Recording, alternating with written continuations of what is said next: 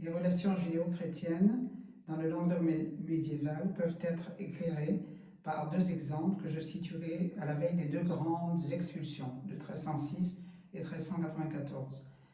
Dans les années 1300 à Montpellier, des échanges ont lieu entre Profacius, le dernier de la lignée des Thibonides, ces juifs andalous venus véhiculer tout le savoir ibérique, et Armand Goblet de la faculté de médecine de Montpellier, et il procède à des traductions à quatre mains de l'hébreu, à partir du travail de Profacius, vers le latin via la langue vernaculaire.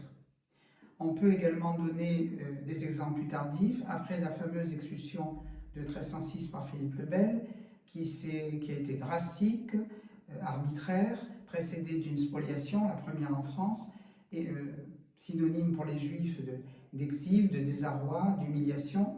Les Juifs sont quand même rappelés à un moment donné, puis renvoyés. Dans la dernière période autorisée, de 1359 à 1394, on voit des étudiants juifs venir à Montpellier s'abreuver aux sciences diffusées par la faculté de médecine.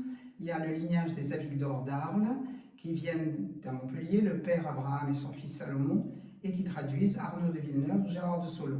Semblablement, Léon-Joseph de Carcassonne, natif de Carcassonne, mais son lignage a dû, après 1306, se réfugier à Perpignan. Léon-Joseph vient à Montpellier, il admire très fortement la faculté de médecine de Montpellier, où, dit-il, l'enseignement est brillant, où les étudiants ne sont pas inquiétés par une précarité d'installation, et il parvient à avoir des manuscrits médicaux, alors que dans ce Languedoc devenu français, les conditions sont plus dures. Il était interdit pour les infidèles d'avoir des manuscrits médicaux.